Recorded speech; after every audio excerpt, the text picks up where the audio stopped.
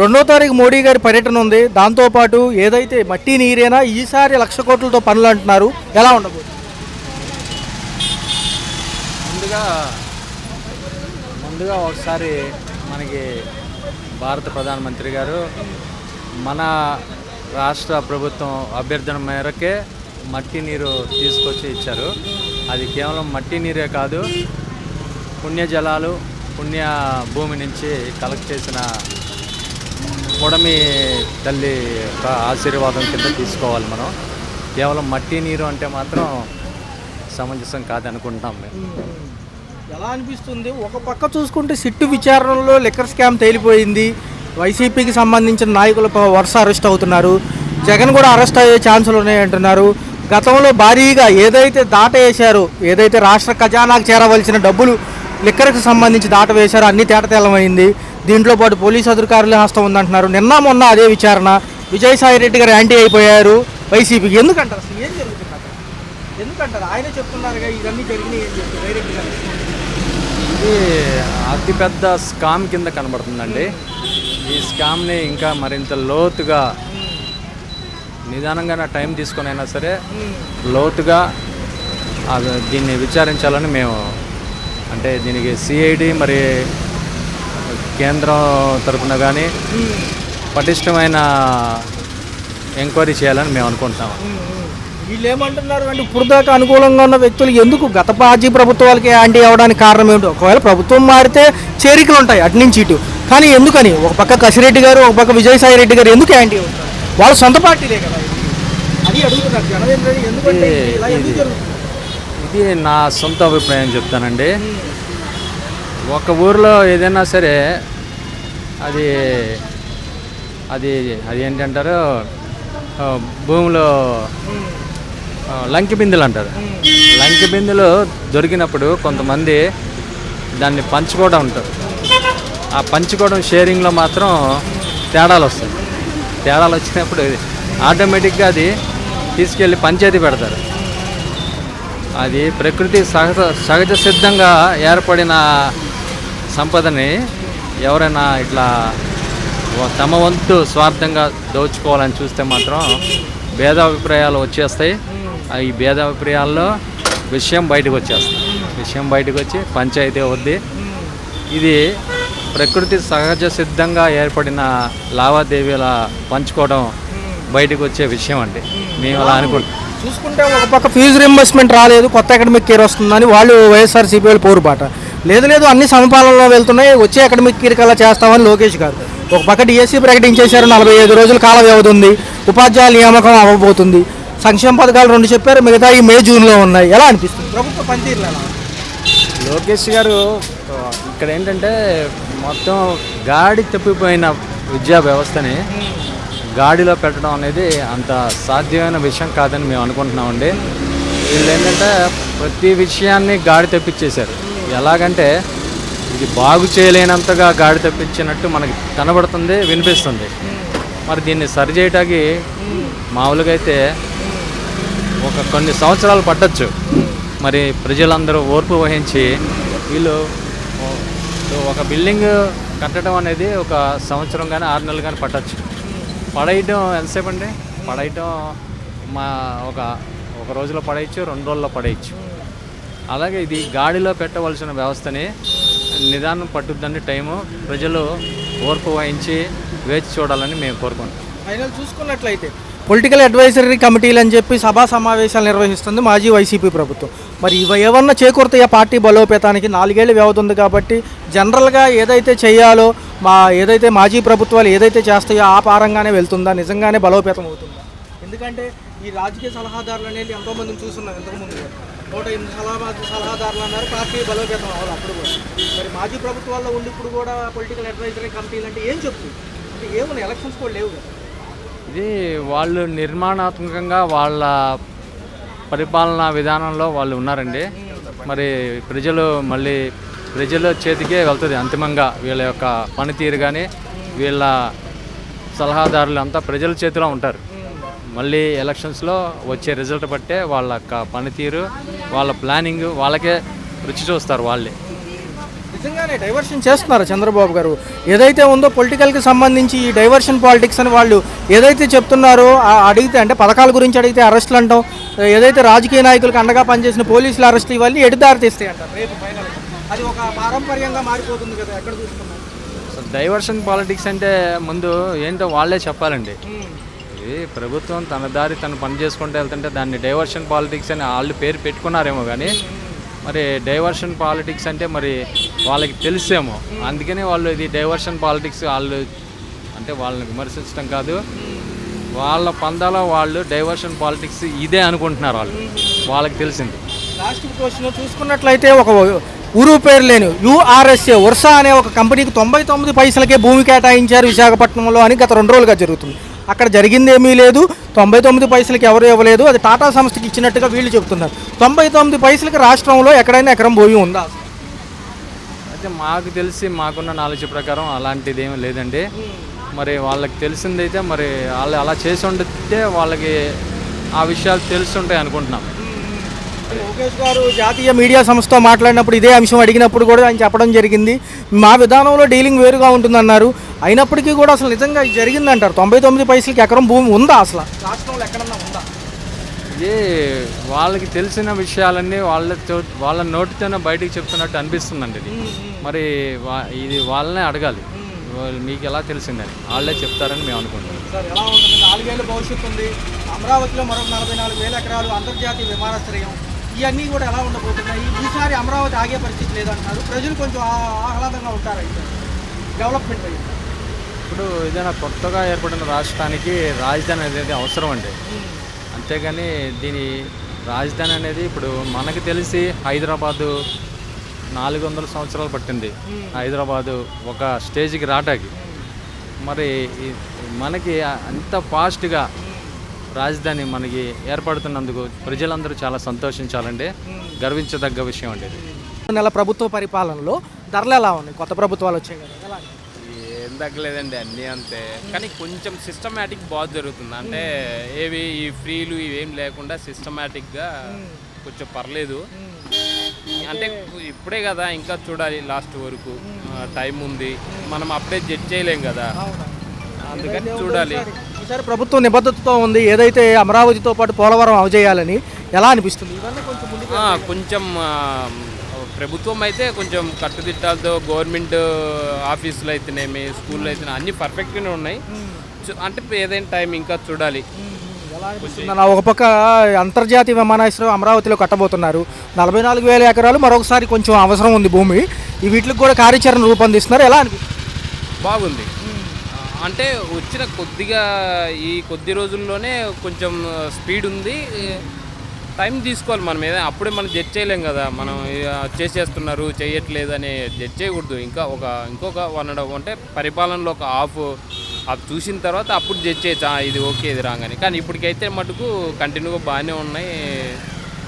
Schools అయితేనేమి అన్నీ గవర్నమెంట్కు సంబంధించి. అంటే కొంచెం ఏంటంటే ఇంకొంచెం గవర్నమెంట్ కొంచెం మధ్యతరగతి బిలో వాళ్ళు ఒకవేళ క్యాస్ట్ సర్టిఫికేట్ ఏమైనా కావాలంటే లాస్ట్ ప్రభుత్వం ఏంటంటే కొంచెం త్వరగా వచ్చేది, అది కూడా కొంచెం ఏదో ప్రాసెసింగ్లో పెడితే బాగుంటుంది. ఇంకో విషయం ఏంటంటే నిరుద్యోగులు ఉన్నారు, నిరుద్యోగులకు ఏదో వర్క్ ఫ్రమ్ హోమ్ అన్నారు, అది కొంచెం త్వరగా చూపిస్తే కొంచెం లాస్ట్ ప్రభుత్వంలో ఏంటంటే మామూలుగా పేద ప్రజలకు ఏంటంటే దారిద్ర్య దిగున్న వాళ్ళకు మామూలుగా ఇళ్ళ పట్టాలు ఇవన్నీ ఇస్తామన్నారు, ఇల్లు ఇస్తామన్నారు కానీ ఇచ్చింది లేదు. ఇళ్ళ పట్టాలు ఇవన్నీ మేబీ ఏపీ లిక్కర్ స్కామ్ కూడా జరుగుతుంది. ఒక పక్క సిట్ విచారణ, ఒక పక్క మాజీ ఐపీఎస్లు కూడా అరెస్ట్ అవుతున్నారు. అయితే కొంచెం మంచి స్ట్రిక్ట్గా ఉందంటారు ఈ ప్రభుత్వం. ప్రభుత్వం అయితే స్ట్రిక్ట్గా ఉంది కానీ ఇంకా దాని గురించి మనకు అంత అవగాహన లేదు. మనం ఉదయం డ్యూటీకి వెళ్తే సాయంత్రం డ్యూటీ చేసుకోవడం అంతే. ప్రస్తుతానికి అయితే ఇప్పుడు పర్లేదు సార్, బాగుంది. చూడాలా ఇంకొక 1 ఇయర్ చూస్తే ఎంతవరకు కొంచెం నిరుద్యోగులకు ఏదైనా కల్పిస్తే. Already work from home survey జరుగుతుంది, అది కొంచెం త్వరగా అమలు చేస్తే కొంచెం ఏంటంటే వర్క్ ఫ్రమ్ హోమ్ కూడా ఇంకా ఏంటంటే కొన్ని రూరల్ ఏరియా ప్రాంతాల్లో అధికార నాయకులు వాళ్ళ పార్టీ వాళ్ళకి చెప్పిన వాళ్ళకే జరుగుతుంది రికమెండేషన్ మీద. కొంచెం ఆ రికమెండేషన్లు తగ్గించి కొంచెం ఎలిజిబుల్ ఉన్న క్యాండిడేట్కి వాళ్ళకి ఇస్తే బాగుంటుంది అనిపిస్తుంటుంది. ఒక పక్క మాజీ ప్రభుత్వాలు కూడా పొలిటికల్ అడ్వైజర్ కమిటీలు చేస్తున్నాయి, అంటే బలోపేతం అవడానికి. అయినా 4 ఏళ్ళ సమయం ఉంది కదా, వాళ్ళకి ఇప్పుడు వచ్చేసేది ఏమి ఉండదు కదా, వెయిట్ చేయాలి కదా. ఏంటండి? మాజీ ప్రభుత్వాలు, వైసీపీ ప్రభుత్వాలు కూడా పొలిటికల్ అడ్వైజర్ కమిటీలను వేసి పార్టీ బలోపేతానికి ఐడియాలు సేకరిస్తున్నారు. ఇప్పుడు ఏమి ఎలక్షన్స్ లేవు కదా. ఇప్పటికిప్పుడు ఏం లేదంటే ఏదైనా స్టార్టింగ్ అంటే వాళ్ళు చేసుకున్న మైనస్ లేదో రెక్టిఫై చేసుకొని అప్పటికి గెటన్ అయితేనే కదా వాళ్ళు ఇదని. ఇప్పుడు పర్లేదు అంటే ఈ ప్రభుత్వం లాస్ట్ ప్రభుత్వం కూడా చేయాలని చేసింది. కొన్ని వాళ్ళు స్కూల్ ఉన్నాయి. ఇప్పుడు ఈ ప్రభుత్వం స్టార్ట్ చేసింది. ఇప్పటికైతే ఏం లేదు, స్టార్టప్ బాగానే ఉంది. ఇంకా ఎండుకు వచ్చేసరికి ఎండని కాదు. అంశం చూసారో లేదు, 99 పైసలకి ఎకరం భూమి అంటున్నారు. సాఫ్ట్వేర్లకి అప్డేట్ అంటారు, నిజమేనా సార్? అది అయితే ఊరికే చదవడమే కానీ అది నిజమో కాదో తెలియదు. మనం న్యూస్లో చూసిందే, ఏరో వాళ్ళు అంటే చూసి వినడం తప్పనిచ్చి దాని గురించి అంత పూర్తి అవగాహన లేదు. ఆల్ వైడ్గా చూసుకుంటే ఏదైతే ఉందో 4 ఏళ్ళు భవిష్యత్తు ఉంది. ఇంకా మరి ఏదైతే ఉందో అమరావతి తొలి దశ పనులు 40% అన్న అవుతాయా అంటున్నారు సార్. మేబీ ఏంటంటే లాస్ట్ సెకండ్ టైం కూడా ఆయన వచ్చింటే అమరావతి కూడా క్లియర్ అయిపోయేదేమో. కొంచెం అటు ఇటు అని, ఎటు అమరావతి ఏది లేదు, మనకు రాజధాని లేదని. కానీ ఈయన దిగులోపు కంప్లీట్గా అంటే మేబీ ఈ 4 yearsలో ఈయన కంప్లీట్ చేసింది అనుకో, నెక్స్ట్ ఈయనే రావచ్చు. అంటే ఈ ప్రభుత్వంలో ఏంటంటే గవర్నమెంట్ కానీ, సిస్టమేటిక్ కానీ, రోడ్డు రవాణా కానీ ఇలాంటివి బాగా డెవలప్ ఉంటుంది. ఈయనది అంటే స్కిల్ డెవలప్మెంట్స్, రవాణా శాఖ ఇలాంటివి బాగుంటాయి ఈయన ప్రభుత్వంలో. అంటే ముందు ఇంకా చూడాలి. కొంచెం అమరావతి, పోలవరం అనేది కంప్లీట్ చేస్తే చాలా బాగుంటుంది అనిపిస్తుంది కొంచెం. ఎందుకంటే మాది రాయలసీమ సైడ్ కాబట్టి నేను ఉపాధి ఏం లేక ఇక్కడికి వచ్చి జాబ్ చేసుకుంటున్నాను. కొంచెం అక్కడ ఆ ఏరియా అలా చేస్తే బాగుంటుంది అనిపిస్తుంది. నేను కూడా గ్రాడ్యుయేషన్ అయిపోయింది అలా. ఇంతకుముందు ఈ 5 సంవత్సరాలు నాశనం అయిపోయిన దానికి ఇప్పుడు నరేంద్ర మోడీ, చంద్రబాబు నాయుడు, పవన్ కళ్యాణ్ కలిసి ఈ అమరావతి కానీ, పోలవరం కానీ, ఆంధ్రప్రదేశ్ కానీ చాలా డెవలప్ అవడానికి చాలా అవకాశాలు ఉన్నాయి. జరుగుతుంది కూడా. ఇప్పుడు రోడ్లు ఇంతకుముందుకి ఇప్పటికి చాలా తేడా ఉంది. అన్ని రోడ్లు నున్నగా ఉన్నాయి. అంత అభివృద్ధి జరుగుతుంది. కొంతమంది ఏడుస్తున్నారు, ఏదో అమ్మఒడి ఇవ్వలేదు, ఇవ్వలేదు అన్నీ ఇస్తారు. మీరంతా నాశనం చేసి పెట్టిన దానికి వాళ్ళు మెల్లిగా ఇస్తూ ఉంటారు. అంతేగాని సంవత్సరం కూడా అవ్వలేదు కదా, సంవత్సరం లోపు అన్నీ ఇస్తానని చెప్తున్నాడు. ఇంకంతకంటే అభివృద్ధి, ఇంకా సంక్షేమం ఇంకేం కావాలి? అన్ని ప్రభుత్వాలకు చూసుకున్న గడ్డుకాలం మొదలైంది. సొంత ఎంపీ ఎవరైతే ఉన్నారో విజయసాయి రెడ్డి గారు లిక్కర్ స్కామ్ బయటపడింది, జగన్ పేరు కూడా బయటకు వచ్చింది. ఎందుకంటారు? మొత్తం అంతా జగన్ రెడ్డి చేసిందే, దీంట్లో అనుమానం ఏమీ లేదు. అంతా బయటకు వచ్చేస్తారు. విజయసాయి రెడ్డి మొత్తం చెప్పేస్తాడు, ఏం జరిగింది, ఏం జరగబోయేది మొత్తం. ఇప్పటికే చాలా వరకు లాగేశారు ఇన్ఫర్మేషన్. ఈ కసిరెడ్డి కూడా చాలా చెప్పాడు. ఇవన్నీ ఇంకా మిథున్ రెడ్డి కూడా బయటకు వస్తాడు, పెద్దిరెడ్డి వస్తాడు, అందరూ వచ్చేస్తారు. దీంట్లో ఏం అనుమానం లేదు. అందరూ జైలు పక్షులే, ఆఫీసర్లతో సహా. ఇప్పుడు నిన్నే కదా పిఎస్ఆర్ ఆంజనేయులు ఐఏఎస్ కూడా అరెస్ట్ పర్వం జరిగింది, వాళ్ళ కోర్టులో కూడా సబ్మిట్ చేయబోతున్నారు. అవును, అది కూడా జైలు పడింది కదా. ఇంకా ఇద్దరు ఉన్నారు. ఇంకా వీళ్ళు ఇట్లాంటి వాళ్ళు చాలామంది ఉన్నారు. రఘురామకృష్ణరాజు దాంట్లో కూడా వచ్చేస్తారు. ఆ అమ్మాయి డాక్టర్ ఉంది కదా, పద్మావతి కూడా ఉంది కదా డాక్టర్, గుంటూరు సూపరింటెండెంట్. ఆవిడ అన్ని అబద్ధాలు రాసింది కదా, ఇప్పుడు అది కూడా బయటకు వస్తుంది. ఆవిడ కూడా జైలు పక్షే. దీంట్లో ఏం అనుమానాలు లేవు దేంట్లోనూ కూడా. నటి జత్వానీ కేసు మళ్ళీ మొదటికి వచ్చింది, వీళ్ళందరూ లోపలికి వెళ్ళిపోతున్నారు అంటున్నారు. గ్యారంటీకి వెళ్తారు. మరి ఆ అమ్మాయిని తీసుకొచ్చి ఎవడో కుక్కలు, ఆడెవడో కుక్కలు విద్యాసాగర్ ఆడిని తీసుకొచ్చి లేనిపోయిన కేసు పెట్టి ఇదంతా న్యూసెన్స్ చేయడం తప్ప ఏముంటుందండి? ఎంత అసలు 5 సంవత్సరాల నుంచి ఏం చేశారు? డబ్బులు ఏదో పనిచేస్తే కొన్ని పనిచేస్తే సరిపోద్ది అనుకున్నారా? సంక్షేమం అంటే సంక్షేమం. రోడ్లు లేవు, కరెంటు లేదు, బిల్లులు పెంచేసి అవి పెంచి ఈ పెంచి కాలువలు నాశనం చేసి, పంటలు నాశనం చేసి, రోడ్లు లేకుండా అమరావతి రోడ్లు కూడా తవ్వుకుపోయారు. మొత్తం అంతా నాశనం చేసి పారైతే ఇంకేముంటుందండి? ఇప్పుడు చూడండి ఎట్లా ఉందో. ఒక పక్క ఈ పార్టీ నాయకులే మాజీ ప్రభుత్వాలు 99 పైసలకి భూములు ఎలా ఇస్తారు అంటున్నారు. అది ఎంతవరకు నిజమంటారు? 99 పైసలకి ఎందుకు ఇస్తారండి? అవకాశం లేకపోతే దానికి ఉపయోగం ఉంటుంది. ముందేమన్నా ఇచ్చారు అట్లాగా? మీరు ఇచ్చినవి అన్నీ బయటకు వస్తున్నాయి కదా, పాత ప్రభుత్వం ఇచ్చినవి అన్నీ బయటకు వచ్చేస్తున్నాయి కదా. ఎంతంత ఇచ్చింది, ఎట్లా దోసుకున్నది, ఒక్కొక్క అడవులు ఆక్రమించేసి, ప్రభుత్వ భూములు ఆక్రమించేసి, బిల్డింగ్లు కట్టేసి ఇవన్నీ చేశారు కదా.